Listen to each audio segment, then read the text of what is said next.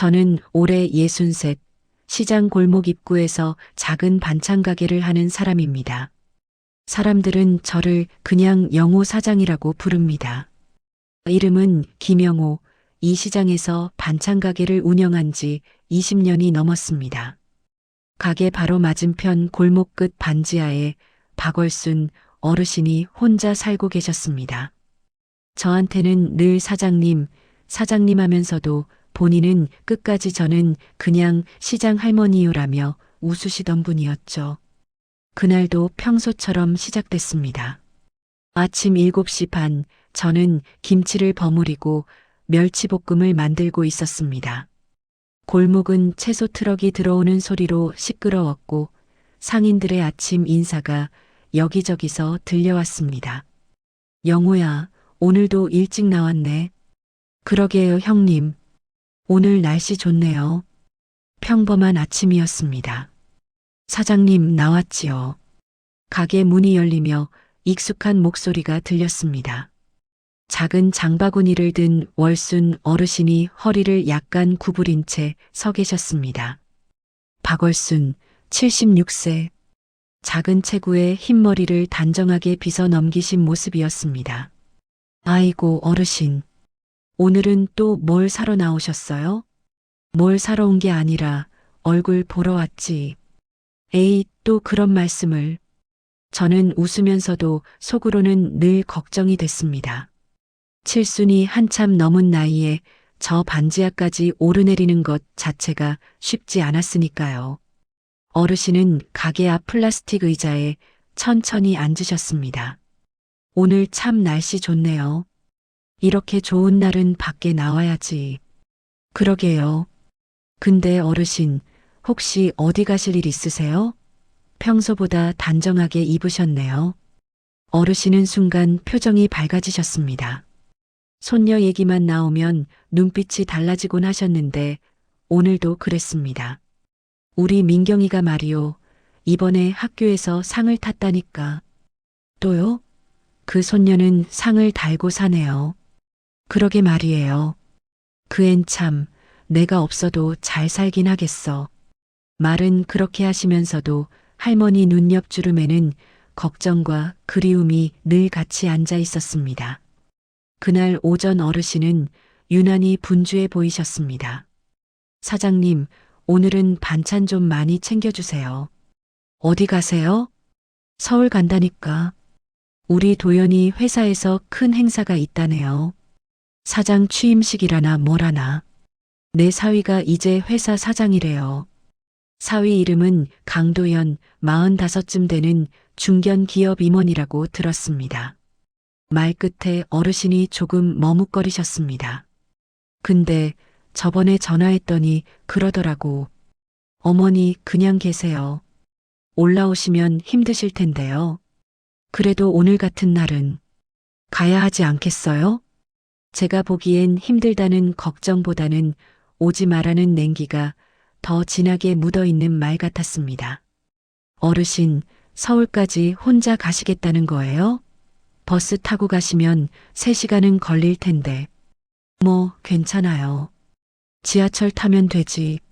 나 아직 멀쩡해요. 어르신은 일부러 더 허리를 펴고 웃으셨습니다. 그 웃음이 이상하게도 금방이라도 부서질 것처럼 얇게 느껴졌습니다. 저는 김밥 3줄과 반찬 몇 가지를 작은 봉투에 담아 건넸습니다. 이건 길에서 드시게 챙긴 거예요. 돈은 됐고요. 아이고, 사장님은 맨날 이렇게 챙겨줘. 나중에 나 천국 가면 천사들한테 자랑해야겠네. 농담을 던지고 나서 어르신은 작은 손가방을 몇 번이나 확인하셨습니다. 구겨진 지폐 몇 장, 오래된 휴대폰, 그리고 낡은 갈색 봉투 하나가 보였습니다. 그 봉투를 바라보는 눈빛이 유난히 길게 머무는 것 같았습니다. 어르신, 그건 뭐예요? 아, 이거 그냥 옛날 서류 같은 거. 언젠가 줘야 할 게 있어서. 그 말이 묘하게 마음에 걸렸지만 저는 더 묻지 않았습니다. 점심시간이 조금 지났을 때였습니다. 가게 옆 분식집에서 일하는 미정이가 숨을 헐떡이며 뛰어들어왔습니다. 사장님, 큰일 났어요. 왜 그래, 왜? 골목 끝 할머니 있잖아요. 서울 가신다던 분. 시장 앞에서 쓰러졌대요. 손에 쥐고 있던 집게가 바닥으로 떨어졌습니다. 저는 앞치마만 대충 벗어던지고 시장 쪽으로 달려갔습니다. 심장이 빠르게 뛰었습니다. 시장 입구에는 벌써 사람들이 둥그렇게 모여 서 있었습니다. 비켜주세요. 비켜주세요. 사람들 사이를 비집고 들어가자 그 가운데 월순 어르신이 쓰러져 계셨습니다. 한 손은 가슴을 움켜쥔 채 숨을 제대로 쉬지 못하고 계셨습니다. 어르신, 저는 무릎을 꿇고 얼굴을 들여다봤습니다. 입술은 파랗게 질려 있었고 이마에는 식은 땀이 잔뜩 맺혀 있었습니다. 괜찮으세요? 어디가 아파요? 아, 심장이. 잠깐만. 나 괜찮. 아, 아니네.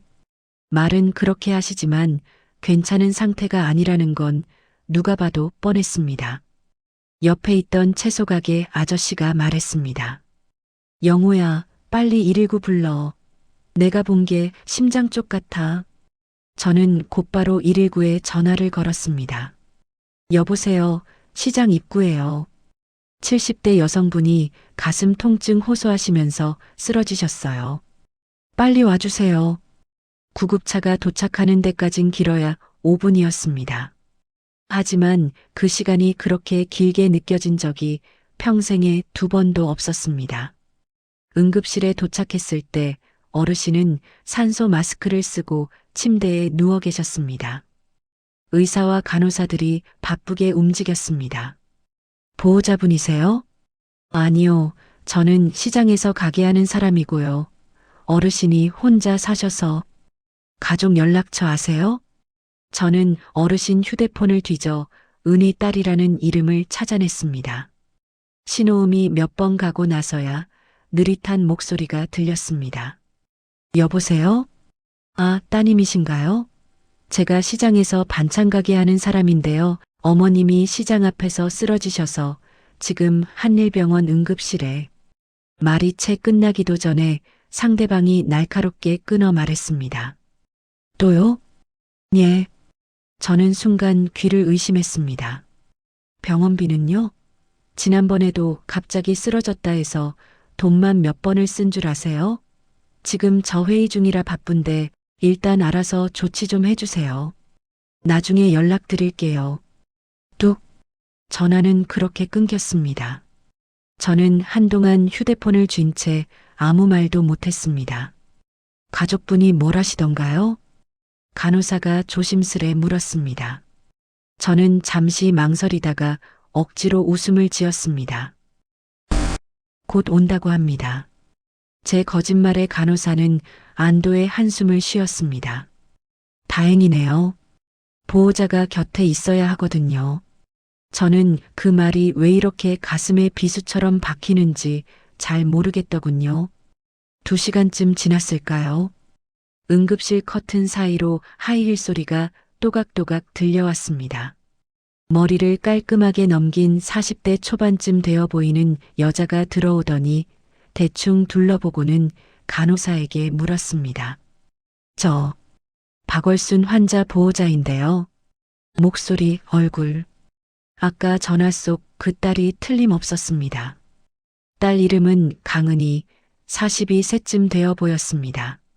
비싼 가방을 들고 정장 차림이었습니다. 아, 따님 되시죠? 심장 쪽이 안 좋아서 당분간 정밀 검사를. 검사요? 또요? 은희는 의사의 설명이 채 끝나기도 전에 한숨부터 크게 쉬었습니다. 어머니가 원래 엄살이 좀 있으셔서요. 예전에도 큰 병이라고 난리치더니 결국 스트레스로 끝났거든요. 저는 그 말을 듣고 입술을 꽉 깨물었습니다. 병원 복도 끝 의자에 앉아있던 제 존재는 아무도 눈치채지 못한 것 같았습니다. 그래도 그냥 돌아갈 수가 없었습니다. 의사가 차분히 설명했습니다. 환자분 나이도 있으시고 기저질환이 있어서 입원하시는 게 좋겠습니다. 심전도 수치도 불안정하고요. 입원이요? 은희의 얼굴이 미묘하게 굳어졌습니다. 그럼 비용은 얼마나 나올까요? 해가 슬슬 저물 즈음한 남자가 급히 응급실로 들어왔습니다. 스마트폰을 귀에 댄 채 넥타이를 느슨하게 풀며 걸어오는 모습이었습니다. 고급 양복에 비싼 시계를 찬 딱 봐도 돈 좀 번 사위라는 느낌이었습니다. 강도연이었습니다. 어디 있어, 장모님. 그가 커튼을 확 젖히고 들어가며 말했습니다. 은희가 벌떡 일어나 그의 팔을 붙잡았습니다. 여보, 좀 조용히 해. 지금 병원이야. 조용히? 내가 지금 얼마나 피곤한데. 어머니 또 이러시면 나 정말. 그는 침대에 누운 장모님을 한번 힐끗 보더니 곧바로 의사를 향해 물었습니다. 심각한 겁니까? 아닙니까?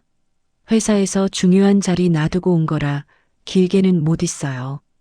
의사가 최대한 담담하게 말했습니다. 기저질환도 있고 연세도 있으셔서 당분간 입원하시는 게 좋겠습니다. 갑작스런 스트레스가 겹치면 위험할 수 있고요. 그 말을 듣는 순간 사위 도연의 얼굴이 일그러졌습니다. 또 입원이요? 그는 헛웃음을 치더니 장모님을 향해 쏘아붙였습니다. 어머니, 솔직히 말씀 좀 드릴까요? 이제 그만 좀 아프세요. 아프면 병원비가 나와요. 병원비가. 민경이 학원비도 빠듯한데 왜 이렇게 민폐만 끼치고 사세요? 여보. 은희가 놀라 팔을 잡았지만 도연은 뿌리치듯 밀어냈습니다. 내가 틀린 말했어? 솔직히 말해서 어머니. 우리 집에 와 계셔도 도움되는 게 뭐가 있어? 설거지라도 제대로 하시든가. 맨날 쓰러져서 병원. 이게 다 뭐야 도대체. 그 순간 침대에 누워있던 월순 어르신의 눈가가 살짝 떨리는 것이 보였습니다. 입술이 움직였지만 소리는 나오지 않았습니다. 저는 의자에서 벌떡 일어날 뻔하다가 손잡이를 꽉 붙잡고 버텼습니다. 지금 내가 나설 자리가 아니다. 가족끼리의 문제다. 머리로는 그렇게 말리는데 가슴은 이미 뜨겁게 끓고 있었습니다. 잠시 후 은희와 도연은 복도에서 거칠게 다투기 시작했습니다. 당신 지금 말이 너무 심했어. 심해? 내가 그동안 몇 번이나 말했어? 병원비, 생활비, 월세. 다 내가 감당하고 있는데 당신은 항상 엄마니까로 끝이잖아. 그래도 엄만데. 그래, 엄마니까 우리가 다 책임져야 한다는 거지. 좋아. 그럼 당신이 다 해. 난 더 이상 못하겠어. 오늘도 회장님 저녁 자리 뿌리치고 온 거 알아? 나 승진 날아가면 그땐 어쩔 건데? 저는 그 싸움을 들으며 천천히 응급실 밖으로 걸어 나왔습니다. 그들의 목소리가 복도 천장을 타고 메아리 쳤습니다. 그래, 당신 말이 다 맞아. 근데 한 가지만 기억하세요. 어머니가 없었으면 지금 당신도 없었어요. 그 말을 남긴 채 은희는 눈물을 닦으며 천천히 응급실 안으로 들어갔습니다. 저는 병원 건물을 나와 잠시 하늘을 올려다봤습니다. 노을이 지고 있었고 골목길 위로는 슬슬 저녁장을 보러 오는 사람들 발걸음이 바빠지기 시작했겠죠. 가게 문도 못 닫고 그냥 나온 건데. 그런데도 발걸음이 떨어지지 않았습니다. 문득 아침에 어르신 손가방 속에서 봤던 낡은 갈색 봉투가 떠올랐습니다. 그 봉투를 쥔 어르신의 손, 그리고 그 눈빛. 마치 언젠가는 이걸 건넬 날이 오겠지 하고 기다리는 사람처럼 보였죠. 저는 이상한 예감이 들었습니다. 지금 이 병원 복도에서 눈에 보이는 싸움 말고도 눈에 보이지 않는 더 오래된 이야기 하나가 조용히 꿈틀거리고 있다는 느낌이었습니다. 그리고 그 이야기는 아마도 그 낡은 봉투와 깊은 관련이 있을 거라는 불길한 확신이 들었습니다. 집으로 돌아오는 길 저는 마음속으로 다짐했습니다. 그래, 영호야. 이번 일 그냥 지나치지 말자. 저 할머니, 누군가 옆에서 끝까지 봐줄 사람이 필요해. 그때는 아직 몰랐습니다. 그 낡은 봉투 속 종이 한 장이 나중에 한 집안을 뒤흔들고 한 사람의 인생을 완전히 무너뜨릴 줄은, 그리고 그 종이가 어르신의 마지막 유산이 될 줄은 정말로 몰랐습니다. 어르신은 응급실에서 하룻밤을 보내고 다음날 오전 병실로 옮겨졌습니다. 저는 새벽 5시에 가게 문을 열고 반찬을 준비했습니다. 김치찌개, 멸치볶음, 시금치나물. 어르신이 좋아하시는 것들로 골랐습니다. 11시쯤 휴대용 용기에 반찬을 담아 병원으로 향했습니다. 3층 312호실. 복도를 걸어가며 저는 문득 궁금했습니다. 따님이 와 계실까? 밤새 간병은 하셨을까? 하지만 병실 풍경은 제가 예상했던 어떤 모습과도 달랐습니다. 환자 침대에는 월순 어르신 혼자 누워 계셨습니다. 창밖에서 들어오는 희미한 햇살만이 방을 채우고 있었습니다. 그리고 병실 의자는 텅 비어 있었습니다. 보호자 자리. 누가 봐도 오랫동안 앉은 사람이 없었습니다. 의자 위에는 먼지가 살짝 앉아 있었고 침대 옆간이 침대도 사용한 흔적이 없었습니다. 어르신, 저 왔어요. 조심스럽게 문을 두드리며 들어가자 어르신은 눈꺼풀을 천천히 들어 올렸습니다. 얼굴색이 전날보다 조금 나아졌지만 목소리는 아주 약했습니다. 사장님이요? 먼 길을. 먼 길은요?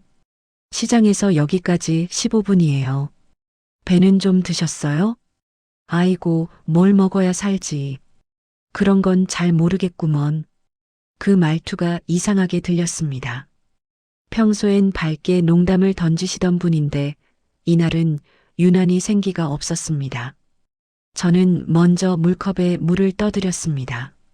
손이 떨리는 걸 숨기려는 듯 어르신은 두 손으로 컵을 받으셨습니다. 침대 높이를 조절해드리고 이동식 테이블을 가져와 반찬 용기를 하나씩 열었습니다. 오늘은 김치찌개랑 멸치볶음 가져왔어요. 소화 잘 되게 부드럽게 만들었어요. 사장님, 이런 것까지. 제가 반찬 가게 하는 사람인데 이것도 못 해드리면 뭐 하겠어요. 어르신은 작은 숟가락으로 김치찌개를 한 숟갈 떠 입에 넣으셨습니다. 천천히 씹으시는 모습이 조심스러워 보였습니다. 맛있네요. 고마워요. 그때 저는 조심스럽게 물었습니다. 따님은 혹시 연락 안 오셨어요? 제 질문에 어르신의 어깨가 아주 미세하게 움찔했습니다. 바쁘다네요. 그 한마디에 설명되지 않은 여러 감정이 담겨 있었습니다. 체념, 서운함, 그리고 익숙함. 마치 늘 그래왔으니까 하는 표정이었습니다. 밤새 간병인은 오셨어요? 아니요. 그냥 혼자. 혼자요? 밤새 혼자 계셨다고요? 괜찮아요. 간호사분들이 가끔 들어와 보시고. 저도 이제 익숙해요. 혼자 있는 게. 그 말이 가슴을 후벼 팠습니다. 76세 노인이 병원 침대에 혼자 누워 밤을 보내야 했다니. 그날 오후 3시쯤 병실 문이 열리며 작은 그림자가 들어왔습니다. 은이었습니다. 엄마, 상태 좀 어때? 말은 했지만 시선은 침대가 아닌 제가 놓아둔 반찬 용기에 먼저 갔습니다. 이걸 누가 가져왔어요? 제가요. 어르신이 입맛이 없다고 해서. 은희는 짧게 고개를 끄덕였습니다. 아, 네. 저희가 조금 신경을 못 쓰고 있어서. 조금이라는 말이 유난히 귀에 거슬렸습니다. 지난 몇 달, 아니 몇 년 동안 지나치게 못 쓴 쪽은 본인들이었으니까요. 그러나 저는 아무 말도 하지 않았습니다. 은희는 어머니 침대 옆에 잠시 앉았습니다. 엄마, 많이 아파? 아니, 괜찮아. 은희야, 너. 회사는? 오늘 반찬 했어. 올해는 못 있어. 그래. 바쁠 텐데. 미안해. 엄마가 왜 미안해. 그냥 빨리 나. 대화는 거기서 끝났습니다. 어색한 침묵이 흘렀습니다. 은희는 스마트폰을 꺼내 메시지를 확인했고 어르신은 천장만 바라보고 계셨습니다. 잠시 후 복도에서 또각또각 구두 소리가 들렸습니다. 사위 강도연이었습니다. 그는 병실에 들어오자마자 손목 시계를 한번 확인했습니다. 고급 브랜드 시계였습니다. 아마 몇백만 원은 할 것 같았습니다. 우리 몇 시까지 있어야 해? 여보, 엄마 좀 보고 가자. 보고 가긴 하지. 근데 올해는 못 있어. 저녁에 중요한 자리가 있어서. 그러고는 어르신 쪽을 향해 건성으로 말했습니다. 어머니, 빨리 회복하세요. 제가 보기엔 그 말 속엔 진심한 톨 없었습니다. 하지만 더 가슴 아팠던 건 어르신이 그 말에 작게, 아주 작게 미소를 지으셨다는 것입니다. 그래, 너희 바쁜데 와준 것만 해도 고맙다. 도연은 그 말에 어느 정도 안도감을 느낀 듯 곧바로 고개를 들어 은희에게 말했습니다. 됐지? 그럼 가자. 6시 전에 나가야 해. 여보, 그래도 좀 더 뭐? 어머니도 괜찮다잖아. 의사도 입원만 하면 된대잖아. 도연은 주머니에서 스마트폰을 꺼내 누군가에게 메시지를 보내기 시작했습니다. 병실에서 장모님 앞에서 말입니다. 은희는 잠시 머뭇거렸지만 결국 사위의 뒤를 따라 병실을 나갔습니다. 엄마, 내일 다시 올게. 그래. 조심히 가라. 문이 닫히자 병실엔 다시 정막이 들었습니다. 어르신은 침대 난간을 잡고 조용히 눈을 감으셨습니다. 어르신, 서운하시죠? 제가 조심스레 묻자 어르신은 고개를 저으셨습니다. 아니요. 서운한 건 매번 해야 느끼는 거지요. 이제는 그냥 내가 이렇게 사는 운명인가 보다 싶어요. 그 말에 제 가슴 한구석이 묵직하게 내려앉았습니다. 그래도 따님이 좀 더 자주 오시면 좋을 텐데. 사장님도 아시잖아요. 요즘 젊은 사람들 살기 얼마나 바쁜지. 저도 이해해요. 이해하시는 게 아니라 참으시는 거 아닌가요? 어르신은 대답하지 않으셨습니다. 대신 창밖을 바라보며 한참을 침묵하셨습니다. 저는 자리에서 일어서려다가 어르신의 손가방이 침대 옆에 놓여 있는 걸 보았습니다. 그 안쪽에서 아침에 봤던 바로 그 갈색 봉투가 삐죽이 튀어나와 있었습니다. 어르신, 이거 떨어질 뻔했어요. 저는 봉투를 조심스레 들어 손에 쥐어드렸습니다. 어르신은 순간 깜짝 놀란 표정을 지으셨습니다. 아, 그거. 목소리가 잠시 흔들렸습니다. 어르신, 이게 뭐예요? 그건 그냥 옛날 종이요. 그렇게 말하시는 눈동자가 침대 시트 위에서 떨리고 있었습니다. 그것은 정말 옛날 종이를 바라보는 눈빛이 아니었습니다. 오히려 평생 품에 안고 있던 비밀을 누군가에게 들킬까 두려워하는 한 사람의 표정이었습니다. 어르신은 봉투를 품에 끌어안으셨습니다. 이건 내가 죽고 나면 은희한테, 아니 누구든 그때 보면 돼요. 왜요? 지금 보여주시면 안 돼요? 어르신은 고개를 저으셨습니다. 지금 보여주면 그 아이가 너무 아파요. 그 아이라면 따님 말씀인가요? 어르신은 대답하지 않으셨습니다. 대신 고개만 숙인 채 작게, 아주 작게 떨고 계셨습니다. 그리고 조용히 말씀하셨습니다. 사장님, 사람이란 말이에요. 가슴에 묻고 사는 게 하나씩은 있더라고요. 저는 그 말의 무게를 그때는 다 이해하지 못했습니다. 하지만 그 봉투 속 종이 한 장이 은희를 평생 짓눌러온 진실을 담고 있다는 건 어렴풋이 느낄 수 있었습니다. 어르신, 그게 뭔데 그렇게 소중하세요? 어르신은 봉투를 쓰다듬으며 천천히 말씀하셨습니다. 이건 내가 평생 갚지 못한 빚의 증거예요. 빚이요? 그래요. 빚, 돈으로 갚은 빚 말고 마음으로 갚아야 하는 빚. 말씀이 점점 흐려지셨습니다. 저는 더 이상 묻지 않았습니다. 해가 지고 진료가 마무리될 시간이었습니다. 저는 어르신 손을 잡았습니다. 어르신, 저 내일 다시 올게요.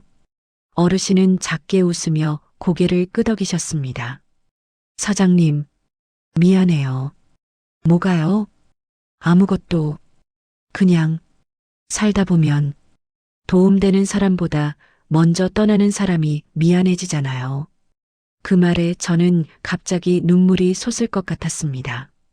어르신, 그런 말씀 마세요. 아니요. 사람이 저승 갈 때쯤 되면 미안한 게 참 많아져요. 저는 아무 말도 할 수 없었습니다. 어르신의 손을 꼭 잡고 한참을 그렇게 서 있었습니다. 사장님, 하나만 부탁할게요.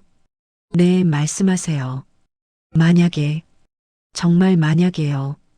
내가 먼저 가게 되면 이 봉투 은희한테 꼭 전해주세요. 어르신, 약속해주세요. 꼭요. 저는 고개를 끄덕였습니다. 약속할게요. 어르신은 안도한 표정으로 눈을 감으셨습니다.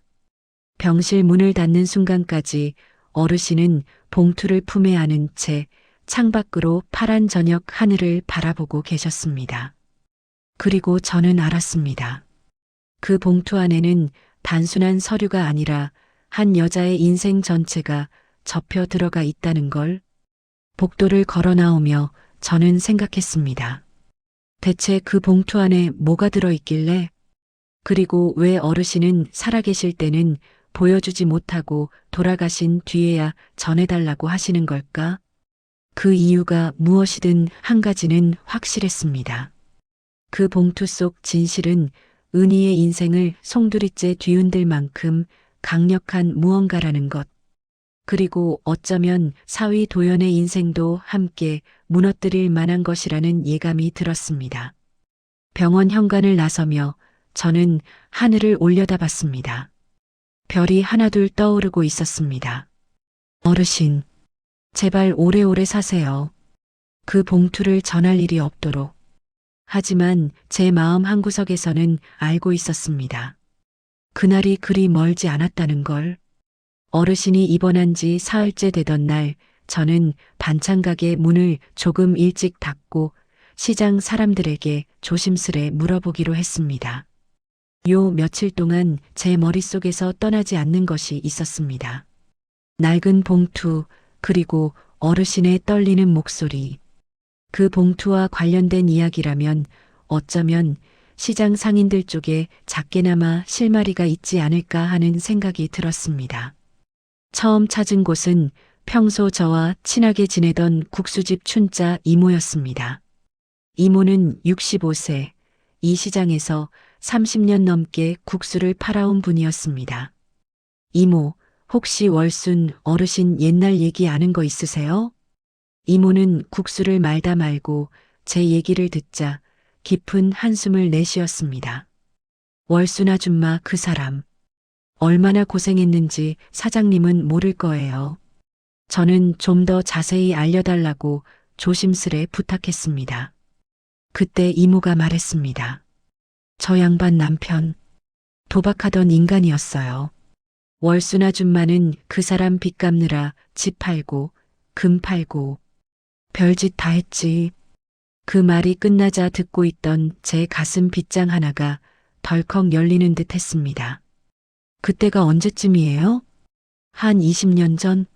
아니, 좀 더 됐나? 그때 시장에서 난리였어요. 월순 아줌마 남편이 밤마다 술 먹고 와서 돈 달라고 소리 지르고, 이모는 국수 삶는 물을 잠시 끄고 저를 똑바로 쳐다봤습니다. 그때 딸이 집 나와버렸어요. 남편보다 엄마를 더 원망하더라고. 왜요? 집에서 쫓겨나듯 빠져나간 거라. 딸이 보기엔 엄마가 아빠 편 든 것처럼 보였겠지. 근데 그게 아니거든. 이모는 국수를 말아놓고 조용히 이어갔습니다. 월순 아줌마가 남편 쫓아낸 거예요. 딸을 지키려고. 근데 딸은 그걸 몰랐지. 저는 잠시 말을 잃었습니다. 그럼 어르신이 혼자 남편 빚까지 다 떠안으신 거예요? 그렇지. 그 사람 참 대단한 분이야. 딸이 오해하는 거 알면서도 입 다물고 버텼으니까. 그 말은 어르신이 평생 마음속에 숨겨온 진실이 딸을 위한 희생과 연관되어 있다는 뜻이었습니다. 국수집을 나와 저는 시장 끝 과일 가게로 향했습니다. 과일 가게 상철 아저씨는 워낙 사람 관찰을 잘하는 분이었습니다. 70세가 넘었지만 눈썰미만큼은 시장에서 최고였습니다. 아저씨, 월순 어르신이 최근에 무슨 일 있었나요? 뭔가 달라 보이신 적 없었어요? 아저씨는 귤을 닦던 손을 멈추고 제 얼굴을 바라봤습니다. 그 사람 요즘 누구 기다리는 것처럼 보였어요. 누구를요? 딸이지 뭐.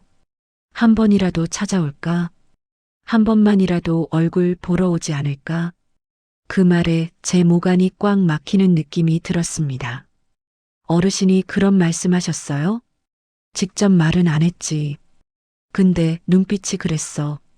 시장 입구 쪽을 자꾸 쳐다보시더라고. 혹시 딸이 오는 건 아닌가 하고. 아저씨는 귤 하나를 집어 껍질을 벗기며 말을 이었습니다. 그리고 한 번은 이런 말도 했어요. 이제는 그 종이를 줄 때가 된 것 같다고. 제 눈이 놀라서 커졌습니다. 종이요? 혹시 봉투 말인가요? 아저씨는 고개를 끄덕이며 말했습니다. 맞아요. 낡은 봉투 하나를 맨날 들고 다니더라고. 심지어 시장에서도 가슴팍에 꼭 끌어안고 말이야. 그 안에 뭐 있다고? 나도 모른다. 근데 얼굴 표정을 보면 알잖아. 그 종이가 그 사람 평생을 짓누른 거야. 아저씨의 말은 칼날처럼 날카롭게 제 귓속을 파고들었습니다. 한 번은 그러시더라고. 내가 죽으면 은희가 알게 되겠지. 그때는 내가 없으니까 덜 힘들 거야 라고. 저는 숨이 막혔습니다. 어르신은 자신이 죽은 뒤에야 딸에게 진실을 알리려고 했던 겁니다. 살아서는 차마 말할 수 없었던 비밀. 저는 시장에서 가장 오래된 상점, 옛날 구두 수선집으로 갔습니다. 거기엔 말수가 적지만 기억력 많은 시장에서 제일인 만수 할아버지가 계셨습니다.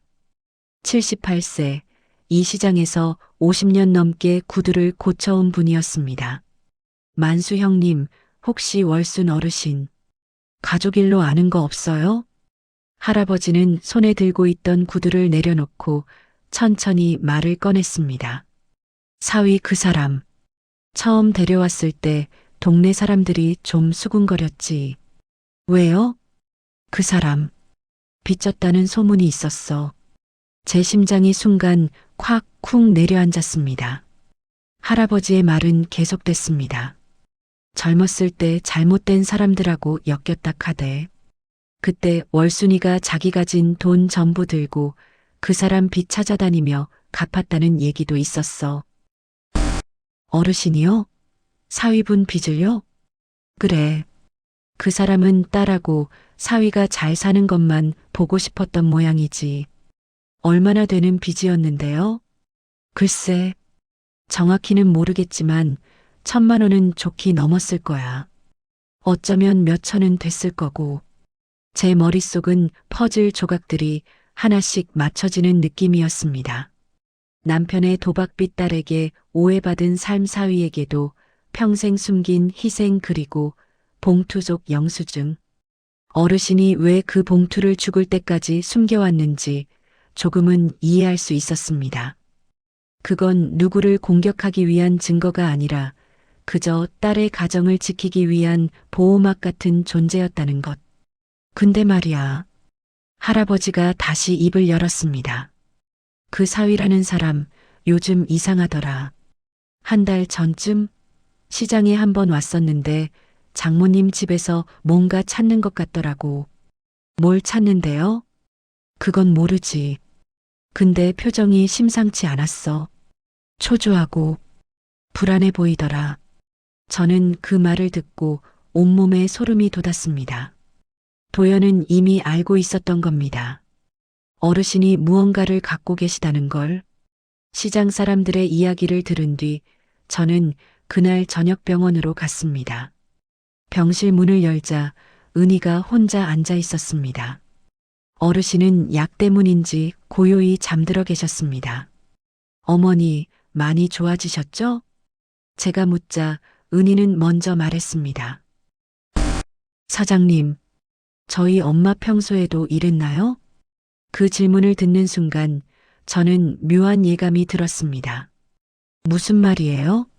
엄마가 자꾸 무슨 봉투를 감추고 있더라고요. 저한테 보여주지도 않고 저는 조심스럽게 물었습니다. 혹시 그 봉투가 예전 아버지나 사위분 관련된 서류일 수도 있어요. 은희의 얼굴이 순간 굳었습니다. 혹시 무슨 얘기 들으셨어요? 그 표정은 분명히 뭔가 알고 있다는 표정이 아니었습니다. 오히려 모르는 것이 너무 많아서 무섭다 그런 표정이었습니다. 저는 사실을 바로 말하지는 않았습니다. 대신 조심스레 말했습니다. 월순 어르신은 딸이 고생하는 걸 누구보다 싫어했어요. 혹시 어르신이 말하지 못한 무언가를 혼자 품고 계셨을 수도 있어요. 은희는 손을 꼭 쥐었습니다. 그걸 왜 저한테 말 안 하셨을까요? 그 말에 저는 조용히 대답했습니다. 부모는요, 원래 그래요. 말 안 하는 게 말로 다 설명하는 것보다 더 큰 사랑일 때가 있어요. 은희는 고개를 숙이고 한참을 말이 없었습니다. 그때 침대에 누워 계시던 어르신이 작게 신음소리를 냈습니다. 은희가 벌떡 일어나 어머니 손을 잡았습니다. 엄마 깨셨어? 어디 아파? 하지만 어르신은 다시 잠에 빠져드셨습니다. 저는 은희에게 제가 물 좀 떠올게요라고 말하고 복도로 나갔습니다. 그때 저 멀리서 사위 도연이 통화하며 걸어오는 모습이 보였습니다. 고급 양복에 넥타이를 느슨하게 풀고 한 손에는 스마트폰을 귀에 대고 있었습니다. 목소리가 작지만 짧은 대화 내용은 또렷하게 들렸습니다. 아니, 내가 말했잖아. 그 영수증만 없으면 끝이라고. 저는 순간 발걸음을 멈췄습니다. 영수증? 혹시 그 봉투 속에 있는 게 바로 그거? 도연은 이어 말했습니다. 그때 일 절대 새어나가면 안 돼. 그럼 나 끝이야. 회사에서도 끝나고 집에서도 끝나고 다 끝이라고. 그의 목소리에는 절박함이 묻어 있었습니다. 장모님이 언제까지 버티실지 모르겠어. 그 전에 어떻게든 그 봉투를 처리해야 해. 심장이 커다랗게 쿵 내려앉았습니다. 처리라는 단어가 귀에 꽂혔습니다. 저는 그 자리에서 그를 불러 세울 수도 있었습니다. 하지만 참았습니다. 왜냐면 지금은 아직 퍼즐 한 장이 더 필요했기 때문입니다. 그 퍼즐이 바로 어르신의 봉투 속에 있는 종이 한 장이었습니다. 도연은 통화를 끊고 병실 쪽으로 걸어왔습니다. 저와 눈이 마주치자 그는 잠시 멈칫했습니다. 아, 사장님? 네, 어르신 보러 왔습니다. 그러세요. 도연은 어색하게 웃으며 병실 문을 열고 들어갔습니다. 저는 복도 끝 의자에 앉아 생각을 정리했습니다. 이날 밤 저는 처음으로 확신하게 되었습니다. 이건 단순한 가족 갈등이 아니다. 어르신의 쓰러짐도 우연이 아니다. 사위의 불안도 우연이 아니다. 어르신의 봉투 속에 모든 답이 있었습니다. 그리고 그 답은 누군가를 살리고 누군가를 무너뜨릴 폭발력을 갖고 있었습니다. 제 머릿속에서 퍼즐이 맞춰지기 시작했습니다. 20년 전 도연이 빚을 졌다. 월순 어르신 몰래 빚을 갚아주었다. 영수증 그 증거를 봉투에 보관했다. 도연의 불안 그 사실이 들키면 모든 게 무너진다. 어르신의 침묵달의 행복을 위해 평생 입을 다물었다. 저는 깊게 숨을 들이마셨습니다. 영호야, 내가 이걸 끝까지 밝혀야 한다. 그리고 그 순간을 시작으로 저는 어르신의 마지막 유산을 열기 위한 진짜 이야기에 발을 들여놓게 되었습니다. 복도 창밖으로 밤하늘이 보였습니다. 별이 하나둘 떠오르고 있었습니다. 그 별빛처럼 진실도 곧 드러날 것이었습니다. 어둠 속에 숨겨져 있던 20년의 비밀이, 그리고 그 비밀을 지키기 위해 혼자 고통받았던 한 어머니의 사랑이. 저는 주머니에서 휴대폰을 꺼내 메모를 적었습니다. 내일 할 일 어르신께 봉투에 대해 직접 여쭤보기. 더 이상 미룰 수 없었습니다. 진실을 마주할 시간이 다가오고 있었습니다. 어르신이 입원한 지 닷새째 되는 날, 그날은 유독 바람이 세게 불었습니다. 아침부터 병원 창밖 커튼이 흔들릴 정도였으니 어쩐지 마음이 불안해지는 날이었습니다. 저는 어르신 병실로 가기 전 시장 사람 몇 명이 가게 앞에서 모여 있는 걸 보았습니다. 사장님, 어젯밤에 병원에서 난리 났다면서요? 난리요?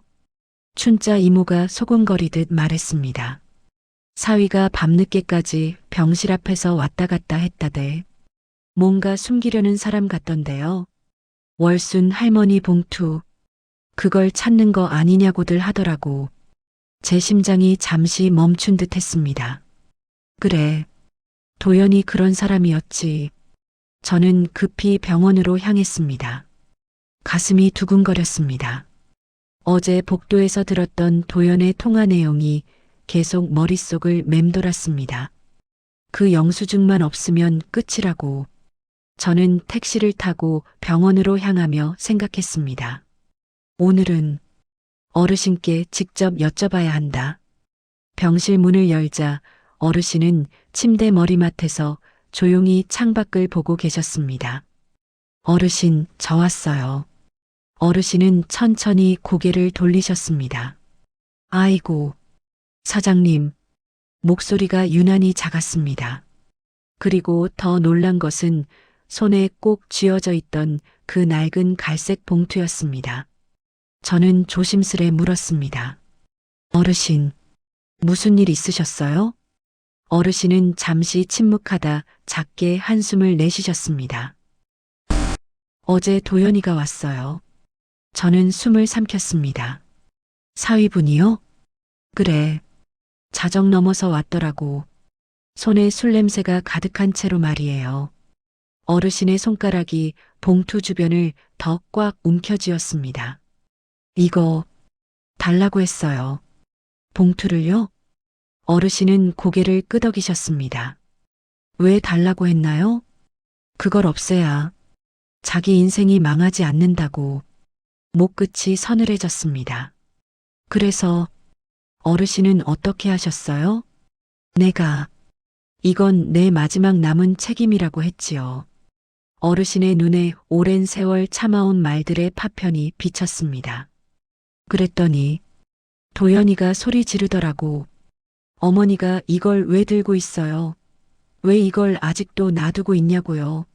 이것만 없어지면 끝나는 건데. 어르신은 덤덤하게 말씀하셨습니다. 사위 눈빛이 참 무섭더라고요. 저는 주먹을 꽉 쥐었습니다. 분노가 치밀어 올랐습니다. 어르신이 평생 희생하신 사람이 그런 식으로 대했다니. 잠시 후 어르신이 손을 떨며 봉투를 제 앞에 내밀었습니다. 사장님, 이제 보여드려도 될 것 같아요.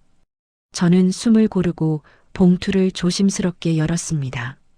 안에는 시간에 누렇게 바랜 종이들이 들어 있었습니다. 총 12장, 모두 영수증이었습니다. 그리고 그 영수증에는 놀랍게도 사위 도연의 이름이 찍혀 있었습니다. 2008년 3월 18일 마이너스 채무상환 300만 원, 2009년 7월 4일 마이너스 채무상환 700만 원, 2011년 9월 11일 마이너스 채무상환 1,800만 원, 2013년 2월 2일 마이너스 채무상환 2천만 원, 2014년 5월 12일 마이너스 채무상환 900만 원, 2015년 10월 7일 마이너스 채무상환 600만 원. 영수증마다 채권자 이름도 적혀 있었습니다. 용호대부, 선진캐피탈, 명동금융 모두 사채업체들이었습니다. 금액만 합쳐도 무려 6천만 원이 넘었습니다. 저는 숨을 들이쉬었습니다. 어르신, 이건 도대체... 어르신은 조용히 말씀하셨습니다. 도연이가 20살 때 나쁜 사람들한테 끌려다녔어요. 빚 때문에. 귀가 의심스러웠습니다. 그걸 어르신이 다 갚으신 거예요? 그렇지요. 우리 은희가 언젠가는 저 사람하고 결혼할 거라고 생각했어요. 저는 말을 잃었습니다. 어르신의 목소리는 점점 더 떨리기 시작했습니다. 딸애는 모릅니다. 그땐 부모로서 할 수 있는 일이 그것밖에 없었으니까. 어르신, 그럼 이 돈은 내가 살던 집 팔았어요. 그리고 모아둔 돈까지 다 썼지요. 제 눈에서 눈물이 흘러내렸습니다. 어르신은 이어 말씀하셨습니다. 그때 생각했어요. 저 사람만 제대로 살면 우리 딸 힘들게 안 살겠지 하고. 저는 손에 든 종이를 바라봤습니다. 오래된 종이지만 글자 하나하나가 어르신의 눈물과 같았습니다. 어르신은 천천히 오래 묻어둔 말을 꺼내셨습니다. 도연이가 그 빚에서 빠져나왔을 때 했던 말, 기억나요? 저는 조용히 고개를 저었습니다. 이건 비밀로 하자였어요. 혹시라도 끄집어내면 은희가 더 고생할 거다라고. 그러니 아무에게도 말 말라고. 그 말은 고마움이 아니라 협박에 가까웠습니다. 저는 울컥해 말했습니다. 어르신, 그렇게 큰 희생을 하셨는데 왜 가족들에게 말 안 하셨어요? 어르신은 고개를 떨구셨습니다. 말하면 은희가 도연이를 떠났을 테니까. 그 한마디에 온몸이 굳어버렸습니다. 그래서 모든 걸 혼자 떠안으신 거예요? 어르신은 고개를 끄덕이셨습니다. 죽을 때까지 딸이 결혼 생활 편하게 하는 것만 보면 됐어요. 나는 그걸로 충분했어요. 그 말은 너무도 잔잔하고 너무도 슬펐습니다. 어르신, 그럼 그동안 도연 씨가 어르신께 그렇게 대한 건 알았을 거예요. 자기 빚을 내가 갚아줬다는 걸. 그래서 더 불편했겠지. 나를 보면 자기 과거가 떠오르니까 제 가슴이 무너져 내렸습니다. 은혜를 원망으로 갚는 사람. 그게 바로 사위 도연이었습니다. 종이들을 모두 확인하는 순간 제 휴대폰이 울렸습니다. 발신자 마이너스 도연. 저는 잠시 망설였지만 받았습니다. 여보세요? 장모님, 계세요? 목소리가 떨리고 있었습니다. 평소 자신만만한 사람의 목소리가 아니었습니다. 지금은 주무십니다. 그 봉투, 혹시 열었습니까? 그 질문에 저는 차갑게 대답했습니다. 열었습니다. 잠시 침묵이 흘렀습니다. 그리고 갑자기 들려오는 큰 목소리.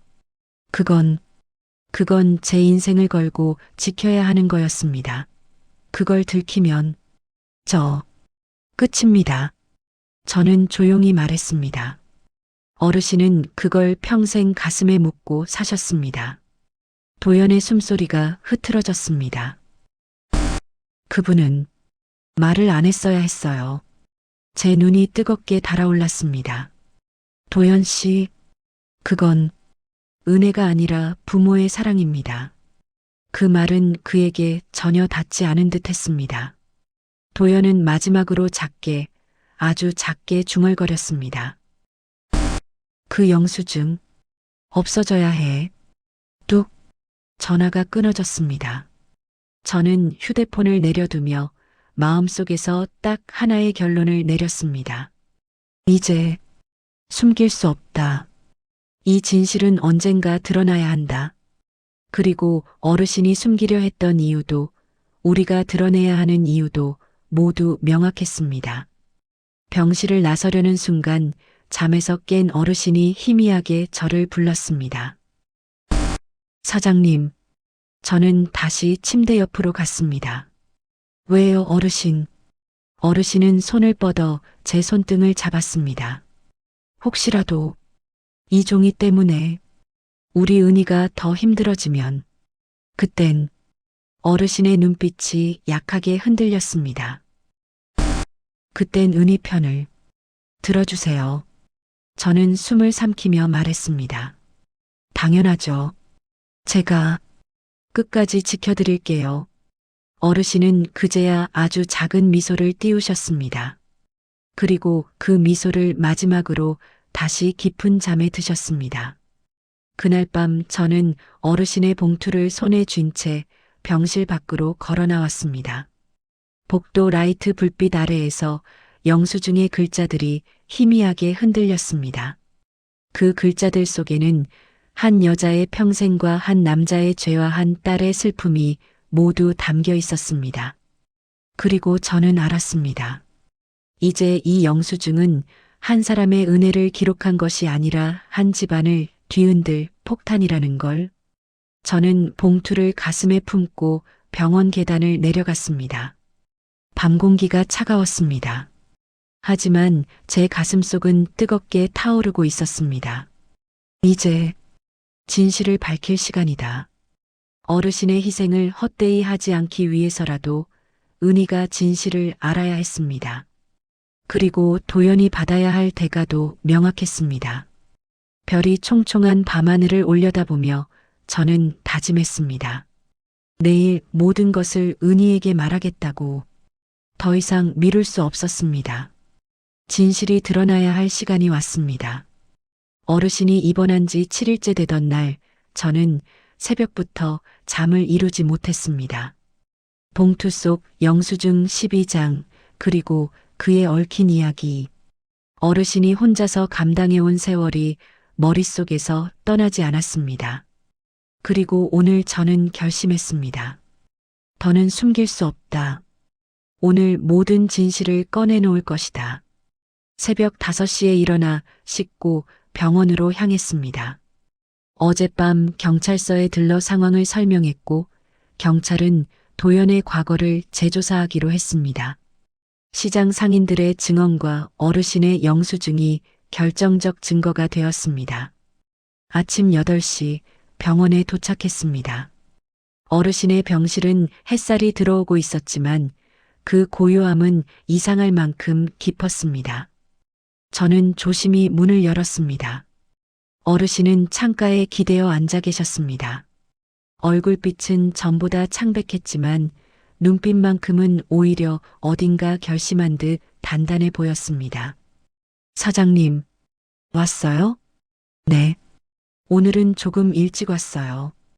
어르신은 미소를 지으셨지만 그 미소 속엔 어쩐지 마무리하려는 사람의 기운이 있었습니다. 어르신, 혹시 몸이 많이 안 좋으세요? 어르신은 천천히 고개를 저으셨습니다. 괜찮아요. 괜찮아져야지. 오늘 내가 해야 할 말이 있으니까.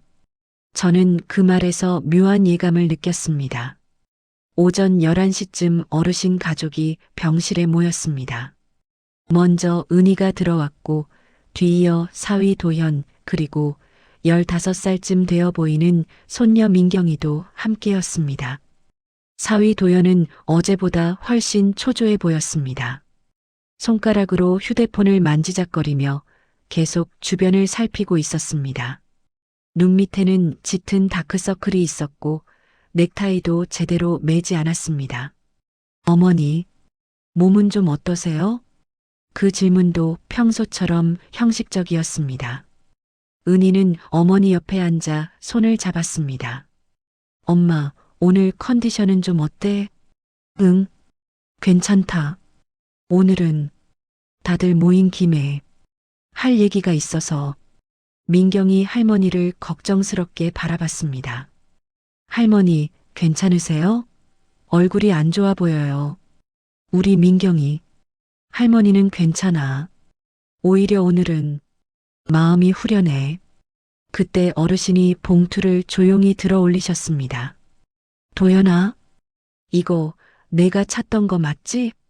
사위 도연의 얼굴이 하얗게 질렸습니다. 어머니, 그건 은희가 놀라 물었습니다. 엄마, 그게 뭐예요? 어르신은 봉투를 가슴 위에 올려 두 손으로 꼭 붙잡으셨습니다. 이 안에 너희 아버지와 도연이 그리고 내가 살아온 세월이 다 들어있다. 사위의 표정은 공포와 당황이 뒤섞인 얼굴이 되었습니다. 어르신은 봉투에서 첫 영수증을 꺼내셨습니다. 2008년 3월 18일 채무상환 300만 원. 은희는 종이를 들여다보며 입술을 떨었습니다. 엄마, 이게 뭐예요? 어르신은 담담하게 말씀하셨습니다. 내 남편이 젊었을 때 진 빚이다. 뭐라고요? 사위 도연이 급히 끼어들었습니다. 아니, 그때는 정말 어쩔 수 없이. 하지만 어르신은 말을 끊으셨습니다. 도연아, 그때 너는 죽을지도 모르는 상황이었다. 사채업자들한테 쫓기고 있었지. 그래서 내가 내 전 재산을 털어 너를 살렸다. 은희는 눈을 크게 뜬 채 도연을 바라보았습니다. 그걸 왜 나한테 말 안 했어? 도연은 당황해 말을 더듬었습니다. 그땐 내가 나버릴까봐. 그래서 제 엄마한테 다 떠넘겼어요? 평생 숨기게 했어요? 혼자 다 감당하게? 도연은 차마 고개를 들지 못했습니다.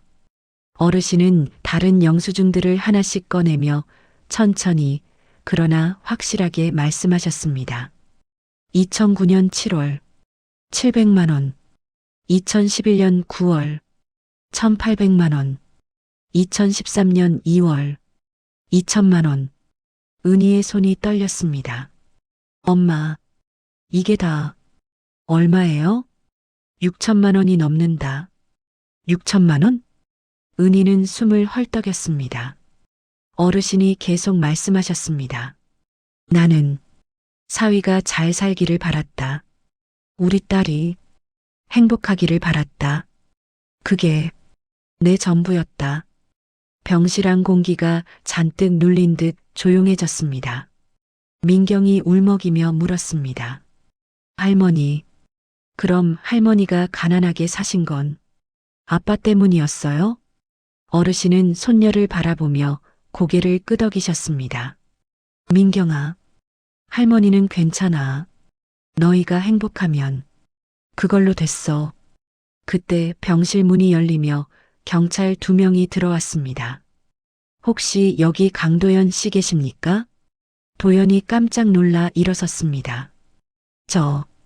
접니다만 사기채무 회피 의혹 관련 참고인 신분으로 출석 요청 받으셨죠? 동행하겠습니다. 저는 며칠 전 어르신을 위해 경찰의 상황을 설명했고 시장 상인들의 증언과 함께 도연의 과거 재수사를 요청했습니다. 시장 상인들 마이너스 구두 수선집 만수 할아버지, 춘자 이모, 상철 아저씨 모두가 사위의 과거를 알고 있었고 증언에 동의했습니다.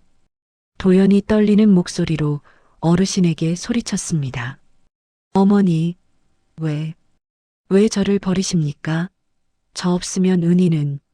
어르신의 목소리는 차갑지도 뜨겁지도 않은 담담한 음성이었습니다. 도연아, 난 너를 버린 적이 없어. 처음부터 가진 게 없을 때부터 계속 내 편이었다.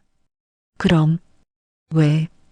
은혜를 아는 사람이라면 그 은혜를 지키지. 근데 넌 내 딸을 지키지 않았어. 도연은 그때서야 아무 말도 하지 못했습니다.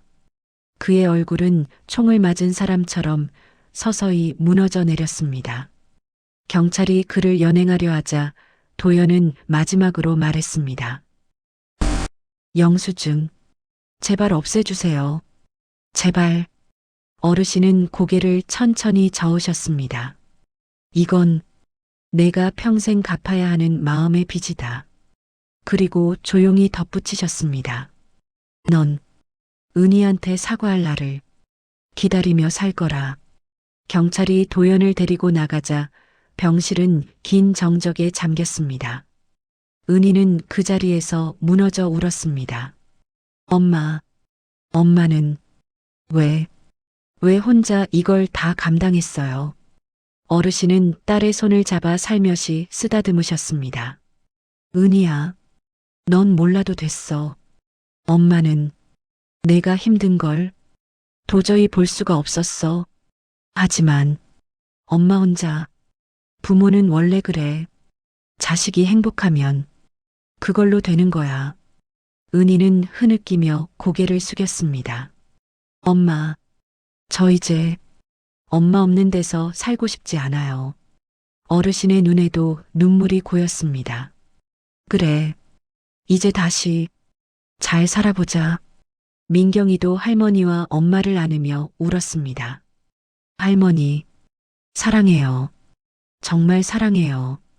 저는 병실 밖에서 그 장면을 지켜보며 눈물을 닦았습니다. 어르신은 그 후 3일 뒤 조용히 눈을 감으셨습니다. 마치 모든 짐을 내려놓고 홀가분해진 사람처럼 편안한 얼굴이었습니다. 은희와 민경이가 침대 곁을 지키고 있었고 저도 옆에 있었습니다. 엄마, 편히 가세요.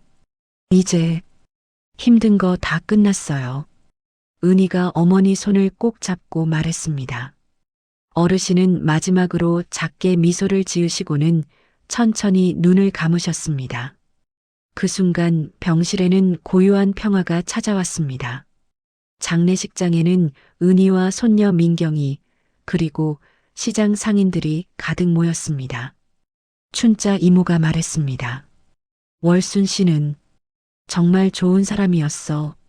누가 뭐래도 좋은 사람이었어. 시장에 오래된 구두 수선집 만수 할아버지도 말했습니다. 그 사람은 주는 게 당연한 줄 알았던 사람이었지. 과일 가게 상철 아저씨도 눈물을 닦으며 말했습니다. 이 시장에서 저렇게 따뜻한 사람 다시 못 볼 거야. 시장 사람들은 어르신의 장례를 마치 자신의 가족처럼 챙겨주었습니다. 그 모습에 은희는 다시 흐느꼈습니다. 엄마, 사람들이 다 엄마 사랑한대요. 엄마, 정말 감사해요. 어르신이 남긴 봉투 속에는 영수증 외에 작은 종이 한 장이 더 있었습니다. 그 종이에는 삐뚤빼뚤하지만 뚜렷한 글씨로 이렇게 적혀 있었습니다. 내가 살아온 삶이 고단했어도 내 딸만은 힘들지 않기를 바랐다. 그리고 아래엔 짧은 두 줄. 부모의 은혜는 받으려고 하는 것이 아니라 돌려받는 날을 기다리는 것이다. 은희는 그 종이를 가슴에 꼭 안고 마지막으로 말했습니다. 엄마, 남은 인생은 제가 갚을게요. 엄마가 준 사랑 평생 잊지 않을게요. 저는 조용히 장례식장 창문을 바라봤습니다. 햇살이 부드럽게 쏟아지고 있었습니다. 그리고 생각했습니다. 베푼 마음은 반드시 돌아온다. 어르신이 남긴 마지막 유산은 돈도 집도 아니었습니다. 바로 한 사람의 인생을 바꿀 만큼 깊은 사랑이었습니다. 그리고 그 사랑은 이제 은희와 민경이에게 전해져 이어질 것입니다. 저는 시장으로 돌아가며 하늘을 올려다봤습니다. 구름 사이로 햇살이 비치고 있었습니다. 어르신, 편히 쉬세요. 은희는 제가 지켜볼게요. 시장 입구에는 어느새 사람들이 모여 있었습니다. 영호야, 고생 많았다. 그래, 월순이 어르신. 좋은 곳 가셨을 거야. 저는 반찬가게 문을 열고 하루를 시작했습니다. 평범한 하루지만 어르신이 남긴 사랑의 의미를 더욱 깊이 새기며 살아갈 것입니다. 베푼 마음은 반드시 돌아온다. 그것이 어르신이 평생을 살아오며 보여주신 진실이었습니다.